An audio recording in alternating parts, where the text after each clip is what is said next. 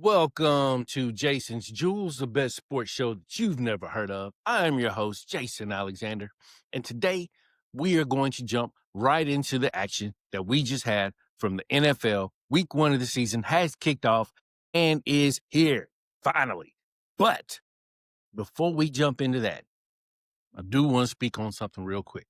And I just want to give you all a little bit of insight on what's going to be happening on Jason's Jewels this season, season three of Jason's Jewels, ladies and gentlemen. So this season, you should expect to hear a ton of NFL talk. You know, my whole show centers around the NFL. Jason's Jewels began as something centered around the NFL. So it's going to continue to be something centered around the NFL. Now, anyone who has been following Jason's Jewels for the last 2 years, last two seasons, I should say, will know that talk a lot about the NFL, but at the same time, I talk about many other things from college basketball to the NBA, college football, WNBA. I even talk some NASCAR, Bubba Wallace. So be prepared to hear anything that is going on in the sports world. Might even have my boy Deuce Speaks come on here and drop some hockey knowledge for some of y'all as well. So be on the lookout for that because Jason's Jewels has began season three. And again, let me let you know we will be talking about everything, but it's mostly going to be about the NFL. And with no further ado, I bring to you Jason's Jewels season three. The NFL has kicked off. Week one is in the books. And one thing we're going to do each week before we start talking about these games in the NFL is get an update on my fantasy football team that I know not a single one of y'all care about. I know you don't care about it, but I'm going to talk about it anyway. You know why? Because it's a big money team. You understand? And big money for me is a team that cost me $150. So my $150 fantasy football team, where I'm going for the big bucks this year, ladies and gentlemen, in the Dirty South Dozen on ESPN. And yes, my fantasy football team underperformed last week.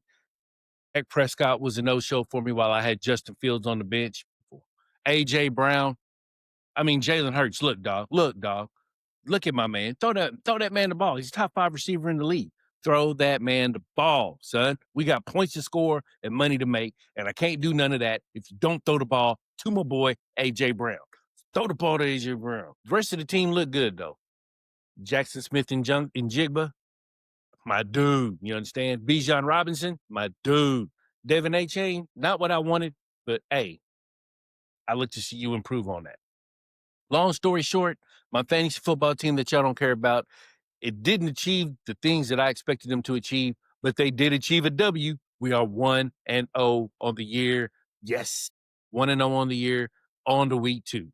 Now that I've given you that update on my fantasy football team that I know y'all don't care about, let's jump into what y'all are here for, and that is NFL recap of week. So let's start it off. I got about 4 or 5 games that I want to talk about, but what I'm going to do as a treat for y'all is speak and give my thoughts on every single game that took place this past week.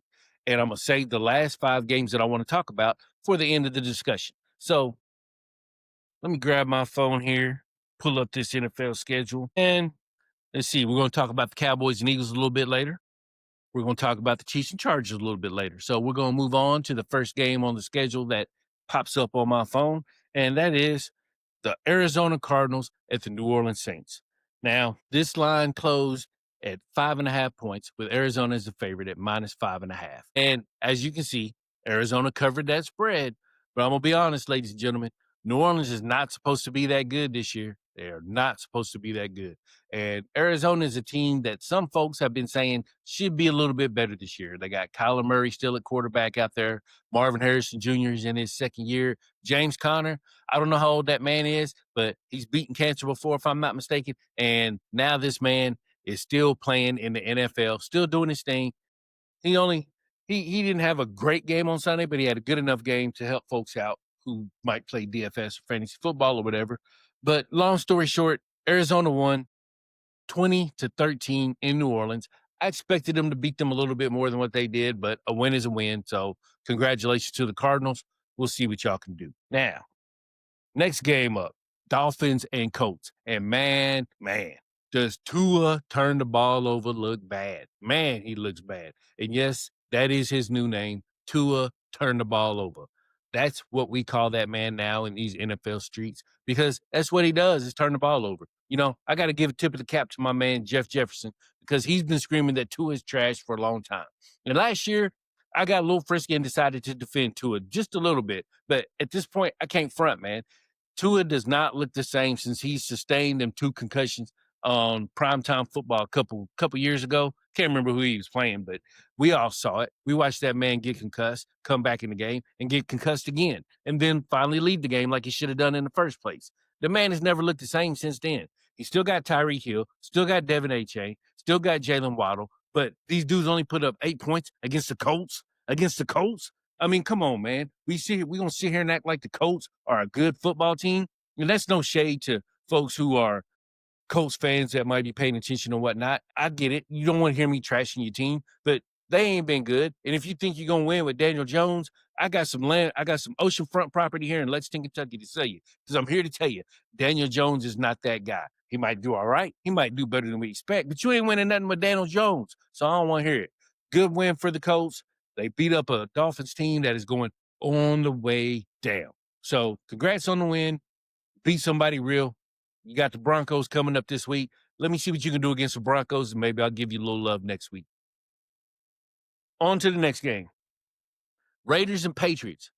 So, did anybody even watch this game who's a fan of anybody besides the Raiders or the Patriots? That's what I want to know because I didn't hear anybody talking about this game. And I know Patriots fans and I know Raiders fans, and none of them hit my phone about this game. So that lets me know right there nobody cares that the Raiders won 20-13 New England. They're saying Drake May ain't that guy. Now, here's the thing I got to say about that. Drake May is in his second year. There's no way you can know if somebody is that guy or not by year number 2. So y'all folks need to calm down, relax, wait and see what this kid can do because it's Drake May. He's got a new coach, probably a new offensive coordinator as well. Things are going to be different for him. It's year number 2. Relax, slow down, have some patience, and we'll see what the Patriots can do going on.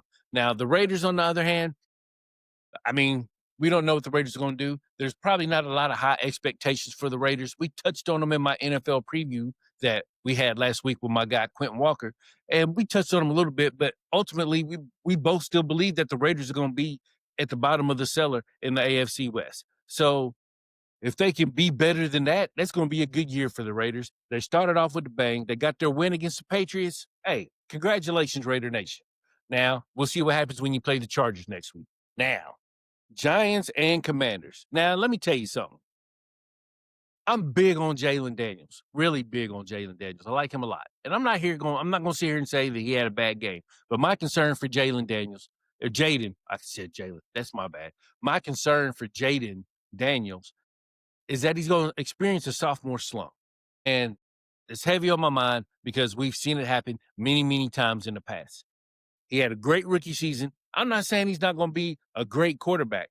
I think he's got all the tools to become just as good or maybe even be better than somebody like Lamar Jackson.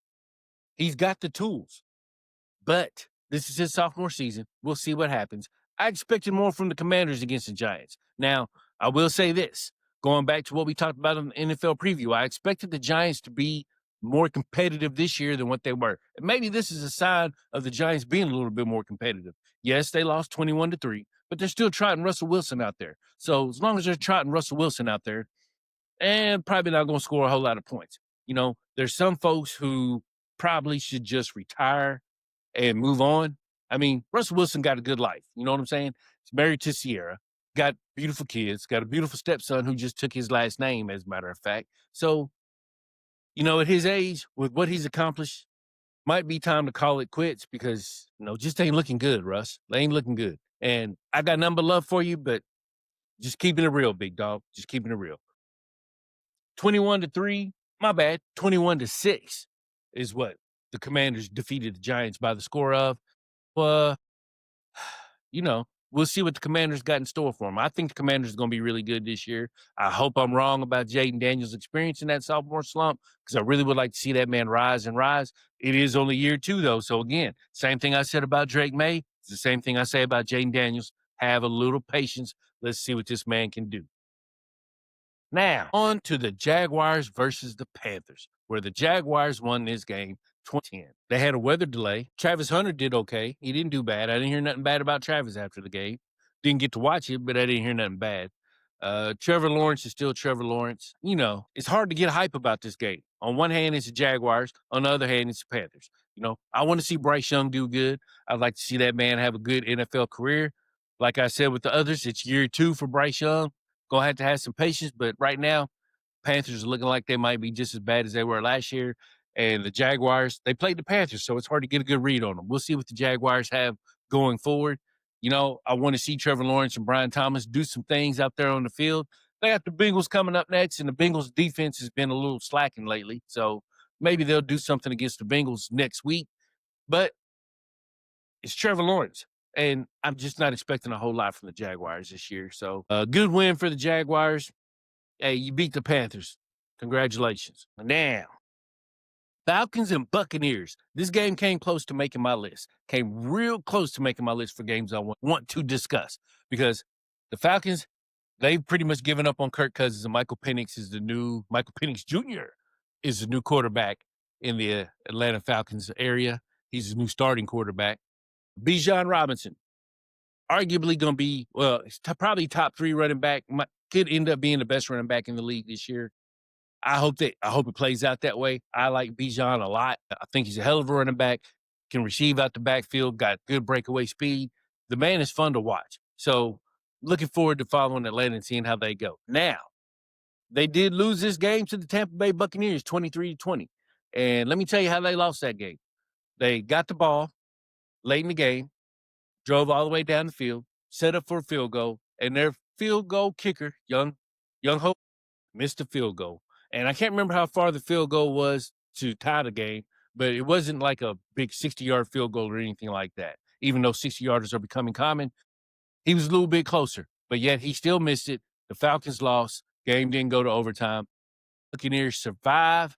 Hey, this game could end up being a tiebreaker game on down the division. I know they play again, but these games are important because I do think Tampa and Atlanta will be the 2 teams in the NFC South that are battling it out for that lead. So good win for Tampa Bay. Atlanta might need to find a new kicker.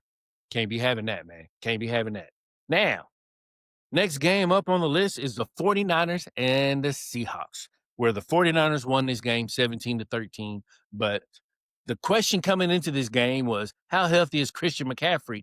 And the questions after the game are, how healthy is Brock Purdy? How healthy is George Kittle? And Christian McCaffrey actually did all right in this game. So Christian McCaffrey moves on to another week, but the question is, who's moving on with him? Now, this game, I wasn't sure what to expect from this game because when it comes to bang, bang Niner game, if they're healthy, they're all right. You know what I'm saying? They're going to be one of the probably better teams to probably win the West and the NFC West, I should say. And they're probably challenged for the NFC title. But that's only if they're healthy. If their quarterback ain't healthy, they're probably going to lose. If Christian McCaffrey ain't healthy, they're probably going to lose. And they've lost George Kittle and Juwan Jennings. They don't even know if he's going to be able to play next week. So right now it's looking like an infirmary ward in San Francisco. And even though they pulled out this game, they got some things they're going to need to work on going forward because their health is going to be the most important thing that determines how their season plays out. And we shall see if they can stay healthy enough to contend for a title this year because we know they had the pieces. They got the same pieces they've had the last couple of years. They just can't stay healthy. And again, if McCaffrey can't stay healthy, they're going to have problems. But anyway, good win for Bang Bang Niner Gang as they beat the Seattle Seahawks 17-13. And Seattle Seahawks, well, you know, they got a brand new team this year. They got new quarterback in Sam Darnold. Well, they still got Jackson Smith and Jigba. So they still got badass wide receiver. Still got Kenneth Walker. Still got Zach Charbonnet. So they still got the tools that they have. I'm just not sure how good they're really going to be. And I guess it's something we'll find out going forward. I didn't expect them to win this game. They did not win this game. Expectations were met on this one. Next game up, we have the Titans and the Broncos. And I ain't going to lie, this game surprised me a lot. Final score of this game. Final score of this game was Denver 20, Tennessee 12. Yes, that is correct. Cam Ward's first game out. And for a while, anybody who followed this game, it's another game I didn't get to watch. I don't have Sunday ticket or anything like that. So I'm basically at I'm basically at the mercy of my local channels to whatever games that they play. And Denver and Tennessee was not one of the games that was on TV this week. So I didn't get a chance to watch it. But Denver is a team I had in my survival pool this week. So I watched this game closely and I followed it closely, I should say. And I was very concerned because I thought Denver would handle Tennessee a lot better than what they handled. This game was actually closer than it seems. At least for most of the game, it was anyway. And I'm not gonna say there was a lot of back and forth and this, that, and other, but Bo Nix did not play all that well. I want to say he had 3 turnovers in this game. I'm saying this going off memory. I hadn't looked it up or anything like that, but I'm pretty sure he had at least 3 turnovers in this game, which played a large part in the score being what it was. So I don't know. That's something we're gonna have to keep an eye on. And again, same thing for Bo Nix that I said for Drake May, that I said for Bryce Young, that I said for Jaden Daniels. Sophomore year, man, he could really go through a sophomore slump this year. That's a real thing, people. So again, have some patience for Bo Nix because he's probably going to have more games like this. And the Broncos have one of the better defenses in the league. They got a good coach in Sean Payton. I'm not going to act like Sean Payton ain't a good coach. You know, he's not one of my favorites. He's not somebody you're going to hear me, going rah rah for or anything like that. But he's not a bad coach. He's proven that in the past, and he's proven that now with Denver, as Denver is much better than what they were the last couple of years. It's just going to depend on how Bo Nix continues to develop as far as their success plays out in the future. Though I still think they got a good chance to come out on top of this division if Bo Nix can play the way that we expect him to play, or if he can play a little bit above those expectations. Denver will be a problem. Now, again, I didn't get to watch this game, so I can't say a whole lot about Tennessee. But speaking of Tennessee, I will be at Tennessee Titan Stadium for the True Player Incorporated tailgate, 20 tailgate of 25th year of tailgating for TPI, ladies and gentlemen. And I will be in the building for that tailgate. Might end up at the game, not counting on it because I'm going to have to travel to get back home.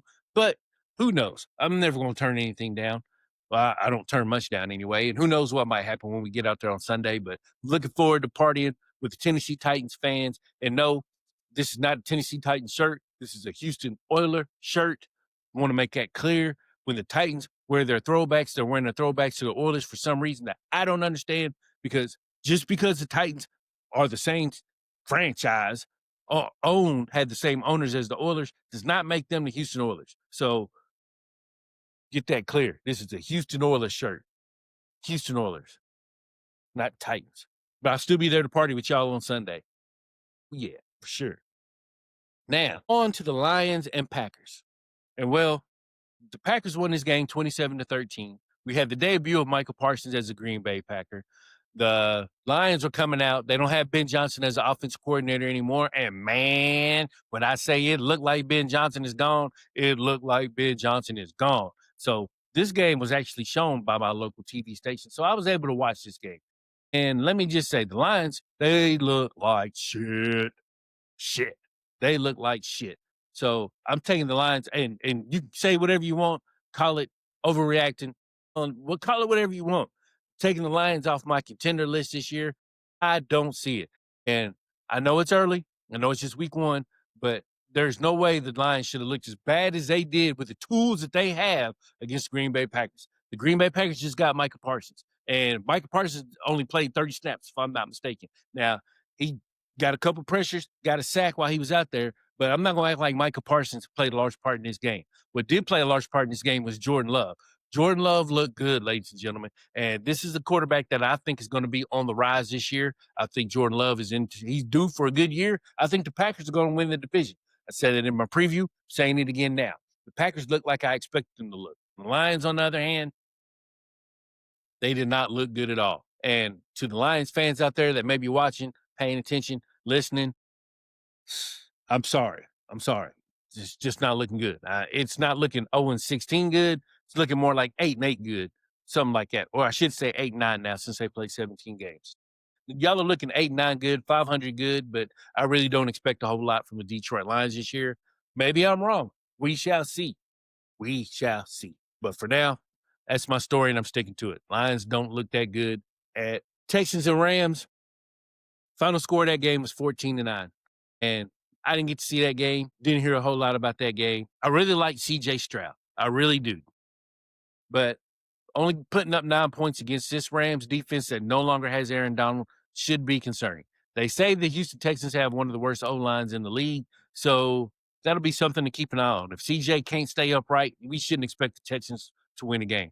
And well, I shouldn't say win a game. We shouldn't expect much from the Titans. And I hate it because my cousin, rest in peace, Jody Rowe, big Texans fan. I always want to see the Texans do good just because of my cousin. And even though they don't look good now, I'm still gonna have a little bit of hope for the Texans. One of the teams I just root for. Got ties to Houston. Again, got love for my cousin. Just want to see the Texans do good. And right now, I am concerned. Now, the last game that I'm gonna give a quick discussion on before I jump to my 5 favorite games of the week this week is the Vikings and the Bears. And let me tell you, the game was a big old snooze fest. Monday Night Football. I don't know if it's because I stayed up and watched the Bills and the Ravens debacle the other night on Sunday Night Football that had me tired and out of sorts yesterday. I don't know. But all I know is this: the Vikings and the Bears put me to sleep by the third quarter. I was gone. I was out.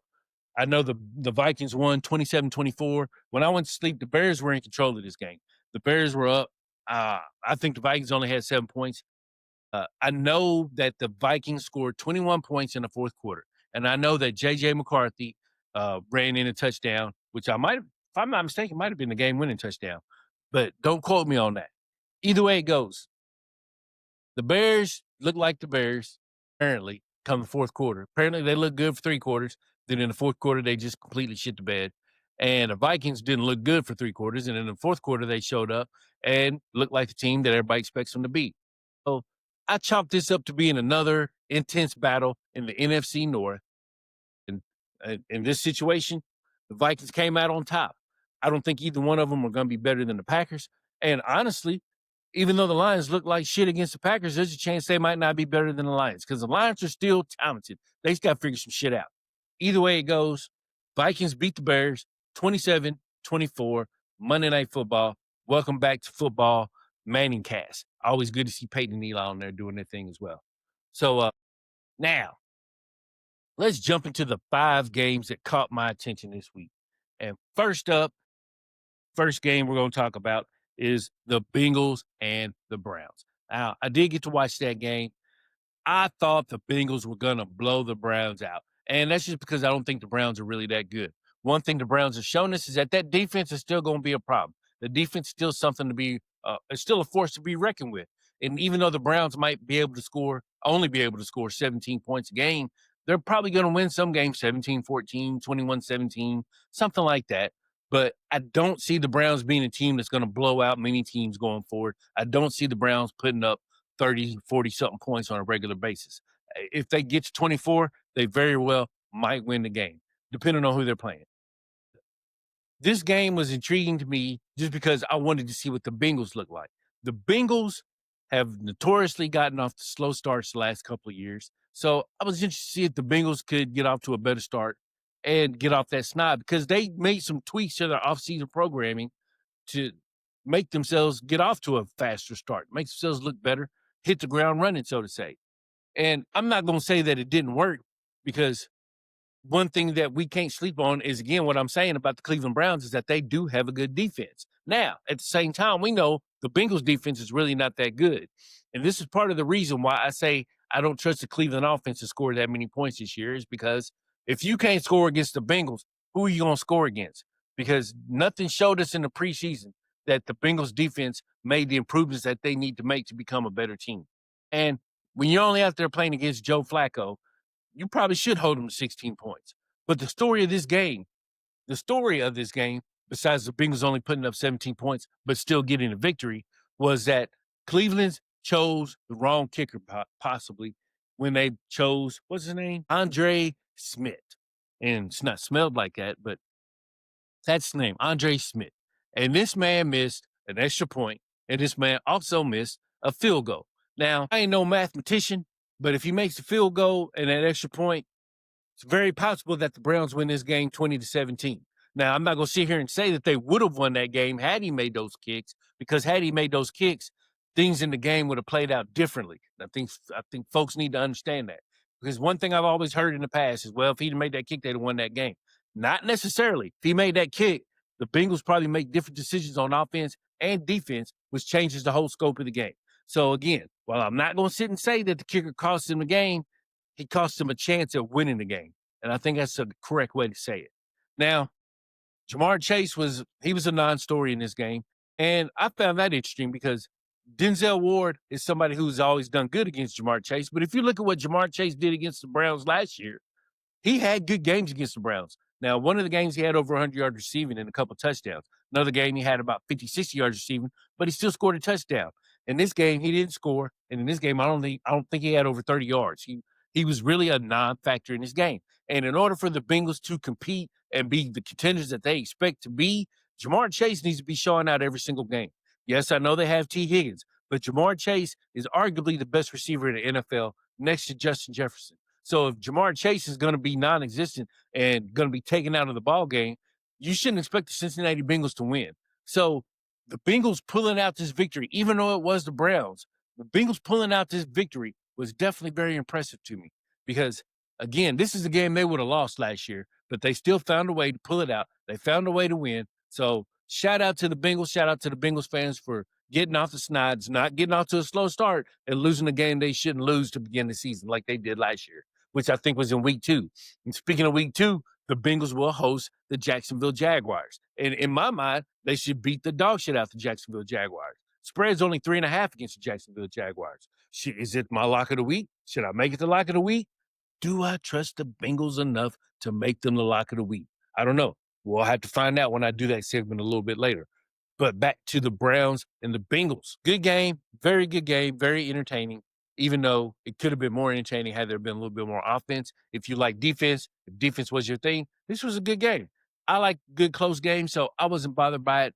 But I do expect to see more firepower from that Bengals offense, especially if y'all going to sit here and claim that Joe Burrow is as good as he is. Because if Joe Burrow is as good as y'all say he is, he shouldn't have no problem dominating the game against a team like the Cleveland Browns. Really don't care how good their defense is. Going forward, we'll see what happens with the Browns and we'll see what happens with the Bengals. But again, good win for the Bengals. Who dey? The next game I want to discuss, Eagles and Cowboys. This game, the line was minus 8.5 Philadelphia when it closed. And I'm sorry, 8.5 is just too much. I know it's the Cowboys. I know folks want to like to pile on the Cowboys. This is a divisional rival game. In my mind, no divisional rival game should ever have a spread bigger than a touchdown, bigger than 6 points for real. Because these divisional games, even when the teams are bad, these divisional games turn out being good games. And this was what happened in this scenario. Well, it was a good game until the weather delay, I should say. You know, the Eagles won by the score 24-20. Jalen Hurts put on an absolute show, put on a masterclass on a dual threat quarterback. And when I say dual threat, I mean this man can run and he can throw, even though he didn't throw a whole lot. He completed 19-23 for 152 yards and no touchdowns, but the man ran in 2 touchdowns and ran for 62 yards, and he kept that Cowboys defense on their toes. Never knew what that man was going to do. At one point, we thought this game was going to be a shootout. And next thing you know, it didn't even go over. You know what I'm saying? 24-20. When they had the weather delay with 4:44 left in the third quarter, the score was 24-20. What was the final score of the game? 24-20. Now, the Eagles looked exactly what I expected them to look like. Cowboys looked better than I expected them to look like, if I'm going to be honest.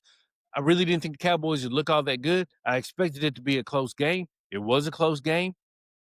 Cowboys had their chances at the end of the game to make it a different game. CD Lamb had a couple drops late. I think he ended the game with 3 or 4 drops, which is very uncharacteristic of CD Lamb. But at the same time, that man took accountability for what he did after the game, took accountability for his drops, said he's going to make sure he does what he can and make sure it don't happen again. I can't be mad at that. You do your thing, CD Lamb. You get better. Make sure them hands is working. But back to that game, it was a really good game. It really was. And it didn't end till midnight. I'm not going to sit here and act like I stayed up for the whole game because I couldn't stay up for that whole game. But they didn't score after I fell asleep. So, you know, what did I really miss? That's the question. But Eagles defeated the Cowboys. Good win for the Eagles. They're off to a good start. Cowboys, you looked a little bit better. Going to see what y'all got in store. Going to see what y'all got in store this year. I'd like to see y'all do better, even though I'm not a big Cowboys guy. I'd like to see y'all do a little bit better. I think y'all got talent, got the tools. Just need to overcome your GM. Once you overcome your GM, y'all probably be all right. Now, next game I want to talk about is the Chargers and the Chiefs. Hey, shout out to my boy Spencer Warner. He said this game was his lock of the week. He had the Chargers money line as his lock of the week last week, and that Chargers money line came through. I had to tell it as soon as he told me that was his lock and why they were his lock. I was all on that. So Jason and Spencer made money last week off of that Spencer Warner lock of the week. And whew, let's jump into this game. The Kansas City Chiefs are looking like they don't look as dominant as they used to. I don't think anybody's scared of them anymore. The Chargers definitely weren't scared of them, and the Chargers showed that. This game was in Brazil, so we're not going to act like somebody had home field advantage or anything like that. Both teams had to travel to Brazil. Chargers even had an offensive lineman who ate the rice and beans down there, ended up in the hospital, and yet that man still played. That man got his IVs, and he still played in the game that Friday night. So he said, don't eat the rice and beans in Brazil. But hey, I'm still going to play after I get my IV in me to get myself right. So shout out to the Chargers for defeating the Chiefs. But the question I have, well, I should say the question. It's not really a question. I do think the Kansas City Chiefs have the best coaching staff in the NFL. And I don't think that's debatable because if you look at who the Kansas City Chiefs have on their roster, you look at what they got going on, and it's really not one of the better rosters in the league. Yes, they have Patrick Mahomes, who everybody says is the GOAT, or the playing GOAT, I should say. And there's folks who have high for Patrick Mahomes. There's a lot of folks that say nobody can beat Patrick Mahomes. And I think a lot of that needs to be attributed to Andy Reid and the coaching staff for always having that team ready to play and always having that team ready to win. Because every time you think the Kansas City Chiefs, every time you try to count them out, they come back and win. Every time you think the Kansas City Chiefs are going to have a down year, they go 14-2 or 15-2 or 13-3 or 13-4 or whatever it is now with the 17 games. You have to forgive me. I grew up on a 16-game schedule, so I'm still learning to attribute 17 games to my vernacular. But anyway, what I'm saying is the Chiefs always end up looking good in the long run, and a lot of that credit goes to their coaching staff. And that's something that we should always keep in mind when it comes to the Kansas City Chiefs, because I think this is a year that they come back down to reality a little bit and folks catch up to them and catch up to what they're doing and start to beat them. I think it's going to happen. And whether or not that happens remains to be seen. But Patrick Mahomes, while he took off and did a whole lot of running on Friday night, he's been looking pretty pedestrian here lately, folks. And I'm not just talking about now. I'm talking about last year and the year before. Without Tyreek Hill on that team, with no true deep threat, and I say no true deep threat because his deep threat got hurt last year, and his deep threat is suspended this year, and his other deep threat might have got hurt in the first game, Xavier Worthy, and Rashee Rice is what I'm talking about. So that makes that Kansas City offense look a little pedestrian. So it'll be interesting to see what they look like when they're fully healthy, when they have their speed demons back out there, their deep threats to take their offense to another level. But without those guys, if they ain't got them going, they're just another, I don't know, they just seem like an average team to me who are blessed with good coaches and being in a friendly division. I don't think that division is going to be that friendly going forward, but, it's another one of them we shall see type deals. And I'm looking forward to seeing how it plays out because I enjoy watching the Chiefs play. I enjoy watching the Chiefs lose, but I enjoy watching them play because they come to play and they're prepared to play every single game. And that's something that just can't be denied. And that's something I enjoy. So we'll see what happens with the Chiefs going forward. They did take this L to the Chargers. Chargers got this win, 1-0 to start the season for the Chargers. Off to a good start. They got the tools. Jim Harbaugh, he's a good coach. Think what you may about him. He's proven to be a good coach. He's taken teams to the Super Bowl and played his brother in the Super Bowl and lost his brother in the Super Bowl. But that doesn't mean that Jim isn't good enough to win the Super Bowl. So keep an eye out on the Chargers. We shall see what they can do if they can build upon this momentum going forward. When you're in the division with the Chiefs and the Broncos and both of them playing like they are, I think anything can happen. The Raiders are going to be a spoiler. They're going to win a game or two in that division as well. So it's going to be interesting to see how the AFC West plays out because all those teams, well, minus the Raiders, all those teams look like they might have a decent shot at winning that division. Now, 2 games left, and the next one on the docket is the Pittsburgh Steelers versus the New York Jets. And this is the revenge game. Aaron Rodgers going back to New York Jets to as a Pittsburgh Steeler. The crackhead is now the quarterback for the Pittsburgh Steelers. And I can't front. He looked good, man. He looked good. Man threw for 244 yards, 4 touchdowns against his former team. Talked a little trash after the game, talking about how good it was to defeat the Jets because people in the organization probably thought he couldn't play no more. Hey, that man showed up and did his thing. Now, can he do it for 17 weeks? I don't know. But we're going to find out because the Steelers' offense looked incredibly different with Aaron Rodgers at the helm. And DK Metcalf out there, DK looked good. Running game looked good. Steelers look like they might have something. Mike Tomlin might be able to cook something with this might be able to cook something up here. You know what I'm saying? Don't sleep on the Pittsburgh Steelers. One thing we know about the Steelers is when they have a quarterback, they are a tough team. And while their defense gave up 32 points to the New York Jets, that defense will get better. That we do know.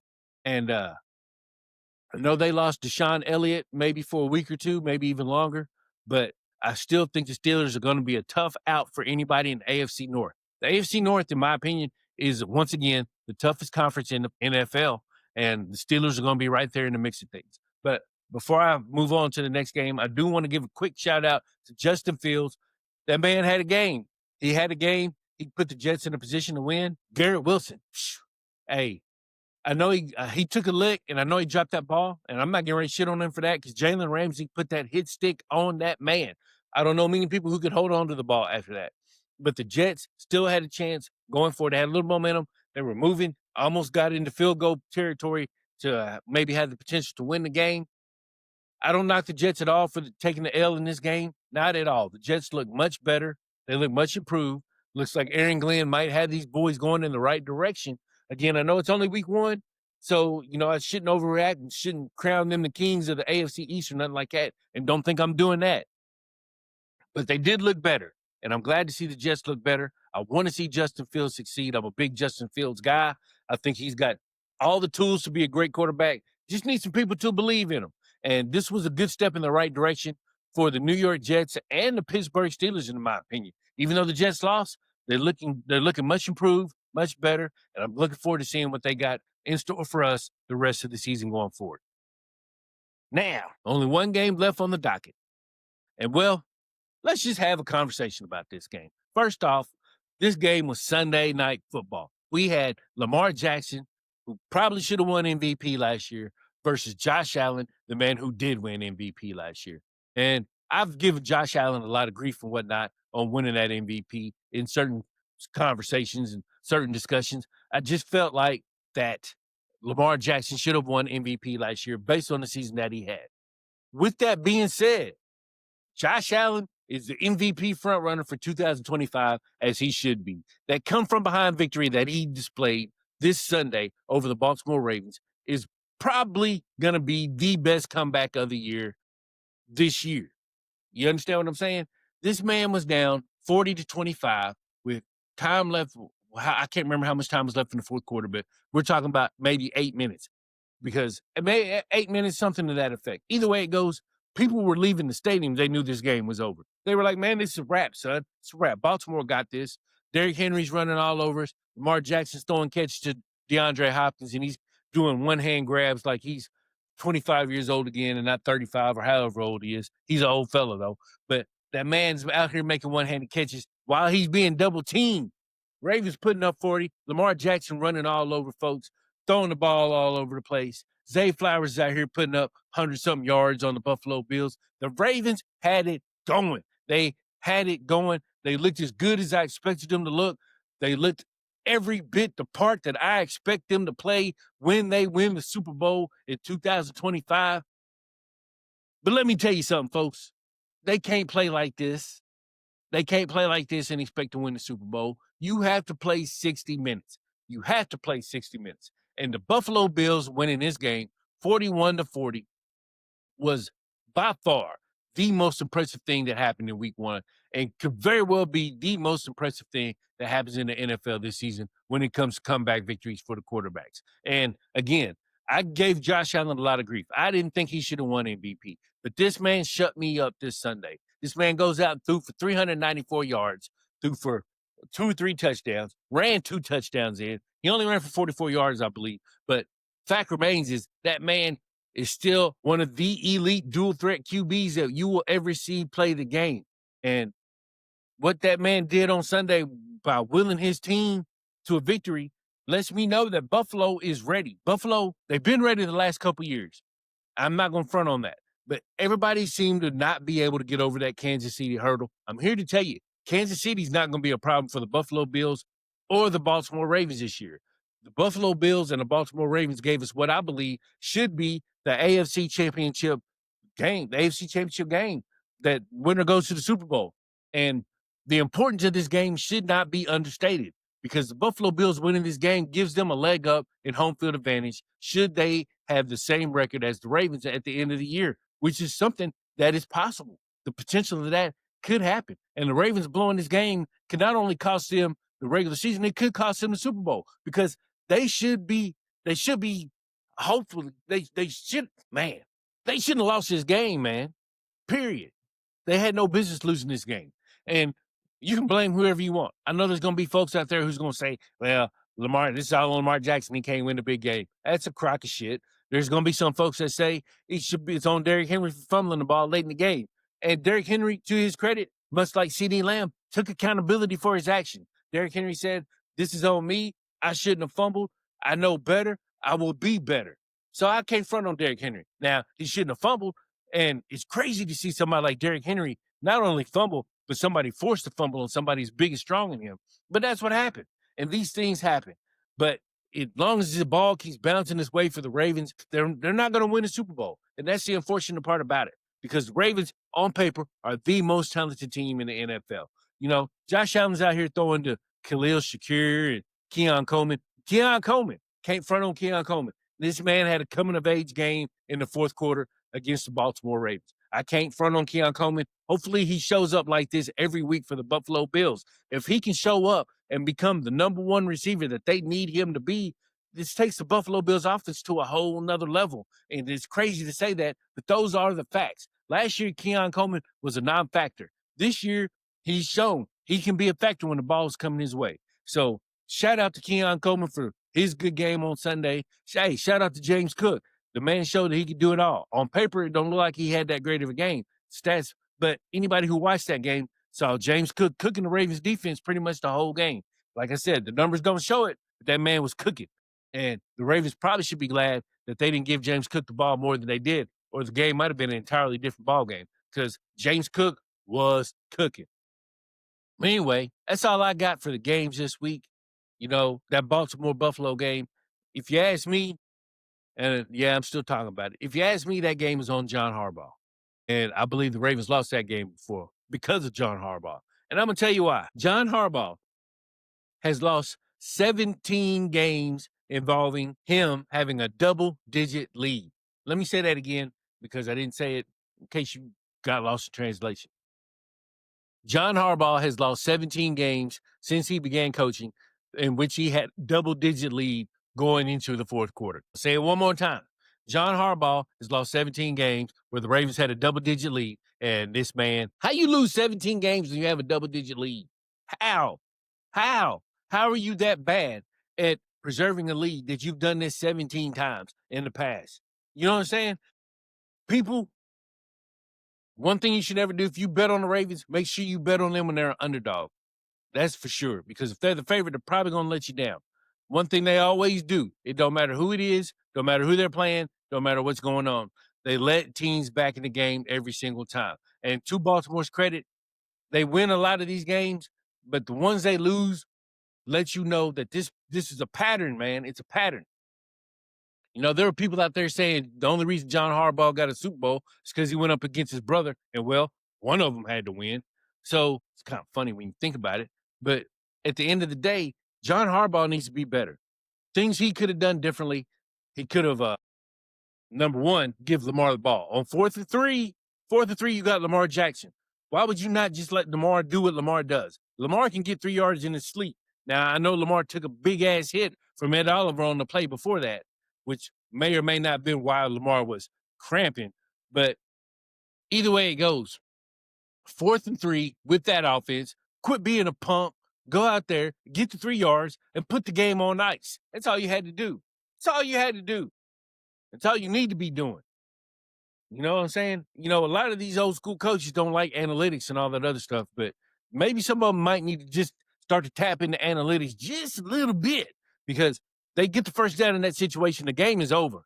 But instead, they punted, and they punted to Josh Allen, who was already just torching the Baltimore defense, who, for whatever reason, was just getting gashed left and right, all through the fourth quarter. It really made no sense at all how bad that defense played in the fourth quarter of that game, especially when they've done such a good job of holding them just 25 points to that point. So, again, I put a lot of this loss on John Harbaugh. You can put a lot of this loss on the defense for just failing to show up once DeAndre Hopkins did his one-handed touchdown. You know, the Baltimore Ravens have all the tools to win the Super Bowl. Whether or not they do that, it's going to be on them. There ain't nothing I can do. I can predict it all I want. But if they don't go out and execute and play the way they're supposed to play, then I'm going to be wrong again. And who knows? Buffalo Bills might be hosting up their first Super Bowl trophy ever after they've been there 11 times to never win it. This could be the year for Buffalo. And if they do win it, I'm going to look back at this game in week one as a reason that kickstarted this belief that they can win the Super Bowl. I ain't going to shit on no more, folks. Buffalo deserves all the praise in the world for winning this game. Shout out to the Buffalo Bills. Shout out to Buffalo Bills fans. Shout out to Josh Allen for getting his back-to-back MVP campaign started. Hey, as long as he keeps playing the way he's playing, I ain't going to front on that man. Not going to front on that guy at all. So, again, tip of the cap, Buffalo Bills fans, on winning what was the most exciting game of week one in the NFL in the 2025 season. Now, on to my favorite segment of the program, and that is Jason's Jewel of the Week. Now, bear with me here as I might have to do a little bit of reading to make sure I get all this right. But Jason's Jewel of the Week last week, anybody who caught that? Anybody remember what my Jewel of the Week was? I know what it was. It was the Baltimore Ravens plus 1.5 against the Buffalo Bills. I locked in the Baltimore Ravens at plus 1.5 early in the week. Well, I hope y'all locked them in as early as I did because that line moved to where Baltimore was a favorite by the time the game started. And they were the favorite by 1.5 points instead of being the underdog at plus 1.5. I got them at plus 1.5. I gave them to you at plus 1.5. And if you listen to me, it took them at plus 1.5. You earn money. That's right. Jason's Jewel of the Week is off to a 1-0 start on the year as the Ravens lost that game 41-40 and covered my bet. Covered that Jason's Jewel of the Week. So again, we are off to a 1-0 start. I hope you caught it early. And let me let you know, folks. One of the reasons I put this out early is to catch the mistakes that Vegas makes on the books early in the week. Because once people start betting, those lines are going to move. So I like to put my bet on my lock of the week early. So let that be known going forward. When you hear Jason's Jewel of the Week, the first thing you should do is run to your sports book and place that bet. That way you can lock them in at the best odds with the best value that I've given you early in the week before the line moves. Because more often than not, that line is going to move. And if the line moves, it's probably not going to move in the direction that you want it to move into. So let that be a lesson. Lock in Jason's Jewel of the Week. Now, on to this week's Lock of the Week. Oops. Did I say Lock of the Week?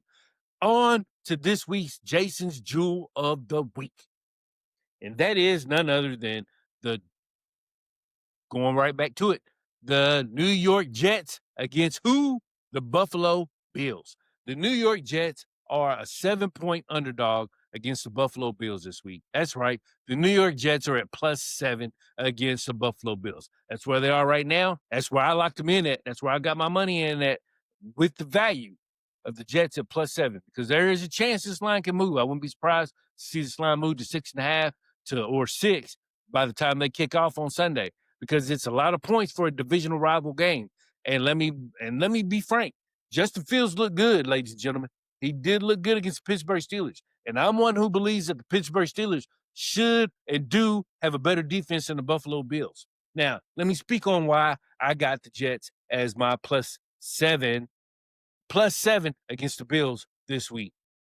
Number one, Justin Fields is no Lamar Jackson, but their skill set is very similar. It's in the same ballpark, and Justin will run the ball a whole lot more than Lamar Jackson does. Lamar has design runs, but chances are Lamar's going to run 6 to 8 times a game. Justin Fields is probably going to run 10 to 12 times a game. So we watched Lamar Jackson run all over the Buffalo Bills. I believe he ran for 70 yards against the Buffalo Bills.